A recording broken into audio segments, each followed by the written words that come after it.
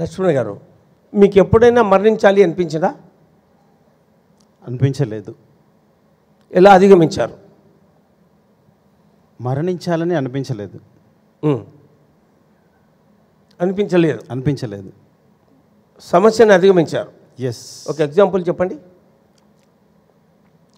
ఈ do or die అనే దాని మీద నేను నా లైఫ్ని మొత్తం ప్రయోగం చేసుకున్నాను. ఫ్రమ్ ఒక 8-9 సంవత్సరాల వయసు నుండి ఈ డూ ఆర్ డై అనే కాన్సెప్ట్ మీద టు బికమ్ డాక్టర్ సార్, ఆ కాన్సెప్ట్ నాలో చిన్న చిన్న పుస్తకాల ద్వారా వచ్చింది. లైక్ మానవ సేవే మాధవ సేవ, పట్టుదల ఉంటే కానిది లేదు, లక్ష్య సాధనలో మరణించినా పర్వాలేదు అనే వాక్యాలు ఎక్కడో నేను చిన్నప్పుడు విన్నాను పుస్తకాలలో. సో ఆ వాక్యాలను పట్టుకొని నేను ఐ బికేమ్ ఏ డాక్టర్. కానీ నా ఆధ్యాత్మిక ప్రశ్నలు ఏవైతే ఉన్నాయో వచ్చినప్పుడు వాటి కోసమే నా ప్రయత్నం ఉండేది ఎప్పుడు. సో అందులో భాగంగా అనేక ఆధ్యాత్మిక పుస్తకాలు చదువుతూ ఉండడం, మహానుభావులు చెప్పిన మాటలు వింటూ ఉండడం, వాటి ద్వారా కొంత స్ఫూర్తి లభించేది. కానీ నా యొక్క పూర్తి ప్రశ్నలకి సమాధానాలు వచ్చేవి కాదు. ఎలాంటి ప్రశ్నలు ఉండేవంటే, ఈ ఆకాశం అనేది ఎంత విస్తృతంగా ఉంది, వెలుగు ఎలా వస్తుంది, చీకటి ఎలా వస్తుంది, పుట్టుక అంటే ఏంటి, చావు అంటే ఏంటి, మనం ఎవరము, ఎక్కడి నుండి వస్తున్నాము, ఎక్కడికి పోతున్నాం, ఇలా అనేక ఆధ్యాత్మిక ప్రశ్నలు చాలా చిన్న వయసులో ఉండేటివి.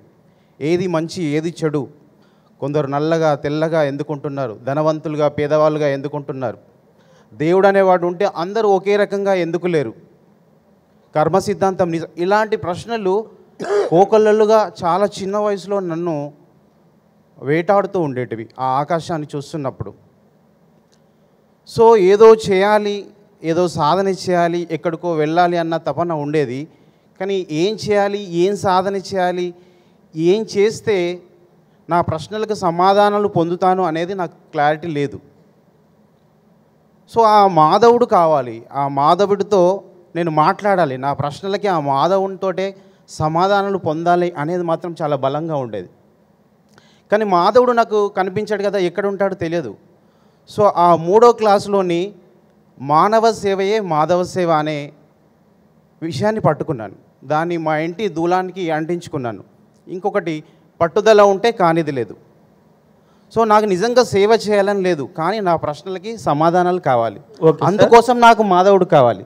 సో అందులో భాగంగా ధ్యానంలోకి రావడము, సమాధానాలు పొందడము, ఈ స్పిరిచువల్ ప్రిన్సిపల్స్ని అప్లై చేస్తూ ఉండడం ద్వారా నా సమస్యలను నేను అధిగమిస్తూ ఉన్నాను. మీరు సైకియాట్రిస్ట్లో? నేను ఎంబీబీఎస్ తర్వాత మళ్ళీ స్పెషాలిటీ సైకియాట్రిస్ట్. చాలా చిన్న కుటుంబం నుంచి వచ్చారని నాతో పర్సనల్గా మాట్లాడినప్పుడు చెప్పారు. ఓకే. చాలా చిన్న కుటుంబం నుంచి అంచెలంచెలుగా ఎదిగి మరొక డాక్టర్ని నేను పెళ్లి చేసుకుని నా జీవితంలో ఇందాక మీరు చెప్పినట్లు ఏదైనా సాధించలేనిది ఎలా సాధించాలి అని ప్రయత్నం చేయాలని చాలా దాని మీదే నేను నా లక్ష్యాన్ని కేంద్రీకరించాలని కూడా చెప్పారు. మరి మీ పేషెంట్స్లో మరణించాలి అనేటువంటి కాన్షియస్తో అటువంటి ఆలోచనతో ఉన్న వాళ్ళు చాలామంది ఉన్నారు. ఈ డూ ఆర్ డై అనే సబ్జెక్ట్లో వారికి మీరు ఎటువంటి సలహా ఇచ్చేవారు? సో ఎప్పుడైతే 2010లో నా సైకియాట్రీ అయిపోయిందో, ఈ 2002లో నేను మెడిటేషన్కి వచ్చాను.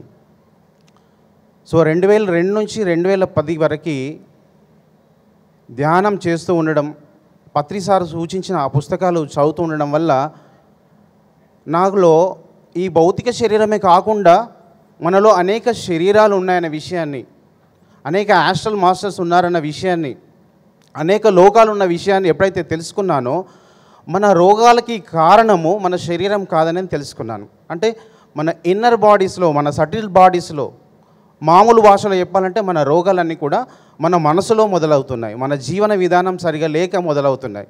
కాబట్టి ఆ ప్రిన్సిపల్స్ని బేస్ చేసుకొని శరీరాన్ని మాత్రమే ట్రీట్ చేయడం కాదు, మన అంతర్ శరీరాలను ట్రీట్ చేయాలి, జీవన శైలిని మార్చాలి, ఒక ఆరోగ్యకరమైన ఆలోచన విధానంతో కూడిన కాన్షియస్నెస్ రిలేటెడ్ శాకాహారానికి సంబంధించిన, ధ్యానానికి సంబంధించిన, యోగాతో ముడిపడినటువంటి కొన్ని ప్రత్యేకమైన మానసిక చికిత్సా విధానాలను నాకు నేనుగా రూపొందించుకొని వాటిని నేను పేషెంట్స్కి చేస్తూ ఉండేవాడిని. యు మీన్ మీరు ఈ అంతఃశరీరాలని మార్పు చెందించేటువంటి అవకాశం ధ్యానం ద్వారా మీ పేషెంట్స్కు కల్పించగలిగితే ఆత్మహత్య చేసుకోవాలి అనేటువంటి విషయాన్ని వారు మరచిపోతారు లేదా వదిలేస్తారని మీ ఉద్దేశమా?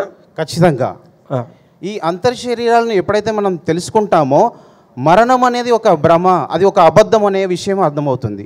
అన్ని భయాలకు కూడా కారణం ఏంటంటే మరణ భయం.